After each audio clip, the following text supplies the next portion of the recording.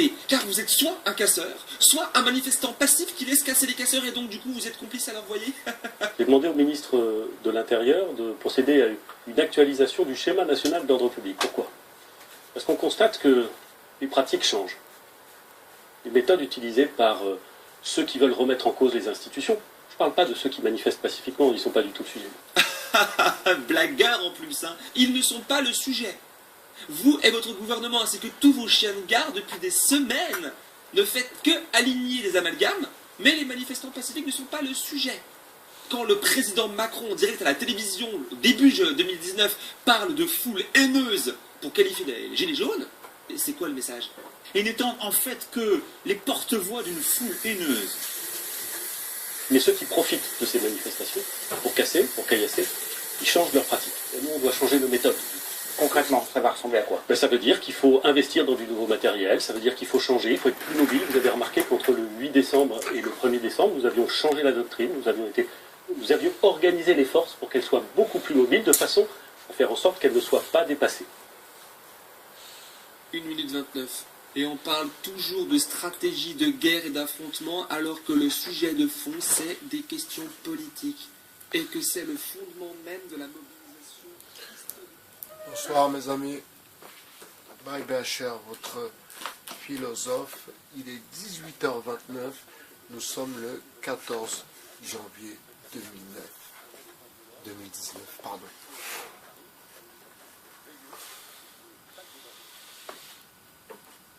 Alors, vous avez compris un peu les éléments du système, comment toutes ces petites chaînes, ces petits youtubeurs fashionisés dans la soigance, les sourcils épilés, la barbe taillée, eh bien,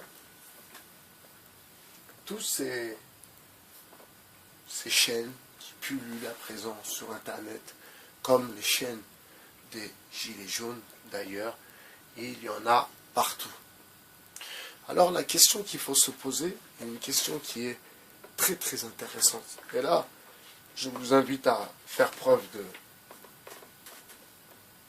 de maturité. Pourquoi la Bretagne est-elle plus que jamais engagée dans ce combat de Gilets jaunes? Comment ça se fait que la Bretagne, pour le coup, la Bretagne est vraiment, ma foi, est vraiment énervée? Mon œil, enfin, c'est juste un clin d'œil.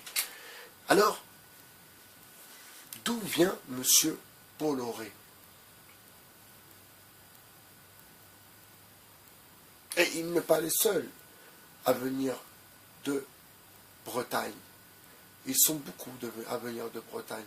Alors vous savez, les gens de cette région de France sont beaucoup à travailler dans le milieu social, de travailler avec les migrants, de monter des associations. Et puis, le truc c'est que ils ne veulent pas des migrants chez eux. Vous comprenez? Ils n'en veulent pas en Bretagne.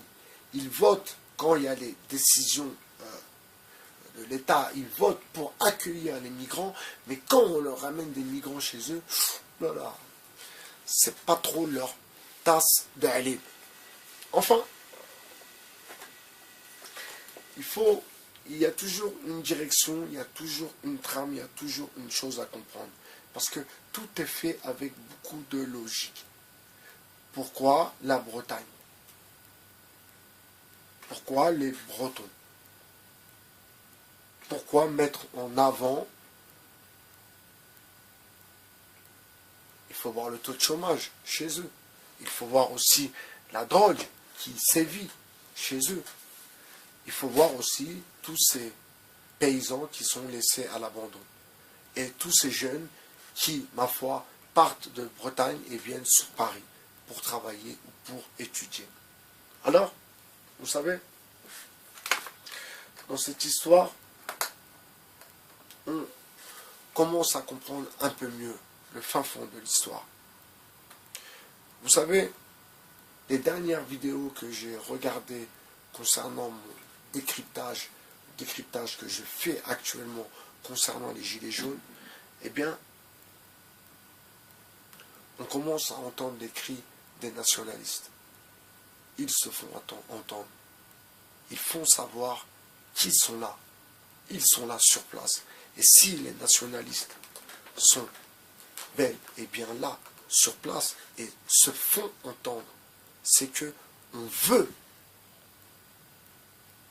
que les gens entendent qu'ils sont là. Vous comprenez? Je vais rebondir vite fait pour faire un petit parallèle avec l'affaire Absatou. Absatou, tout.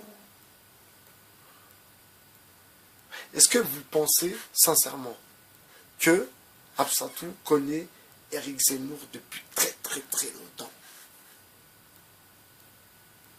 Est-ce que vous pensez que cette histoire n'était pas téléguidée pour faire un buzz pour lui? Après, il y a eu l'embrouille avec la LDNA dans la librairie des nationalistes, et pour faire un buzz pour elle aussi. Vous comprenez? Et pour commencer à aller sur le terrain de la désentente avec ce qui se passe actuellement. Donc c'était pour mettre un peu les nationalistes un peu en avant. Donc je ne me trompe pas, je ne me suis pas trompé quand j'ai dit que ça sent l'armée. Oui, général de Villiers. Les nationalistes, ils sont plutôt... Ils aimeraient bien que l'armée revienne à la place de ce semblant de président. D'ailleurs, que les choses soient claires, hein, je veux bien que vous compreniez une chose. Moi, je ne suis pas du tout avec Emmanuel Macron. Je vous invite à voir une vidéo. Je ne suis pas derrière mon ordinateur. Vous tapez, je ne suis pas derrière mon ordinateur. Moi, j'étais dans le métro. Je criais ma révolte. Donc, bien avant les Gilets jaunes. Ok? Que les choses soient claires. Je ne suis pas un agent du système. Je ne suis pas un infiltré de Macron ou je ne sais pas quoi. Je suis juste un Français qui réfléchit et qui ne veut pas faire douiller. Elle est où la douille? Qui ne veut pas se faire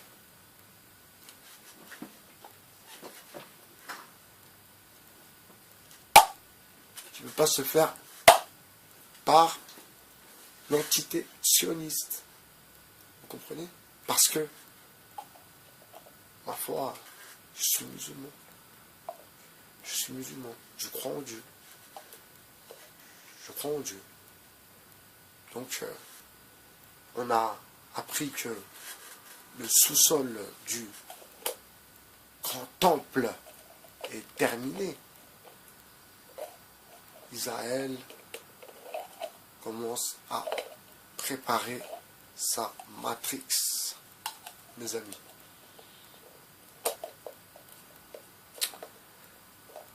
Vraiment, ils sont dans une matrix de ouf. Et puis, pour vous expliquer un peu plus aussi le fond de cette histoire, vous savez, ils disent aux leurs de faire l'alia, de rentrer en Israël. Vous savez pourquoi? Parce que plus ils seront, et plus ils prendront leurs concitoyens pour des boucliers humains. Vous comprenez? Donc c'est pour ça qu'il leur dit revenez. Parce que quand ils vont se faire menacer dans pas longtemps, là, bah, ils vont comprendre. Ils vont comprendre que... Donc, eux, ils préfèrent infiltrer et faire des révolutions comme ça, colorées, pour déstabiliser un peu leur ennemi. Car nous sommes leur ennemi. Il faut bien vous mettre ça dans la tête. Écoutez leur rave, tout. Écoutez leur rave. Qu'est-ce qu'ils racontent? Ils disent que eux, ce qu'ils veulent, c'est que l'Europe tombe KO, que la France tombe KO, que les sanguinaires musulmans avec un couteau dans la bouche viennent égorger leurs femmes, nos femmes. Vous comprenez? Et d'ailleurs, pourquoi j'ai repris M. Houplon, et que les gens venus d'ailleurs viennent et violent leurs femmes. Oh, faut arrêter un peu. Faut arrêter un peu. Faut pas manquer de respect. Faut pas tenir des propos comme ça. Ça manque de respect. De dire que les gens sont venus pour violer les gens, ça manque de respect. Ok? Les choses soient bien claires. Voilà, ben, je cherche le 2.0 pour une bonne soirée. Bonsoir.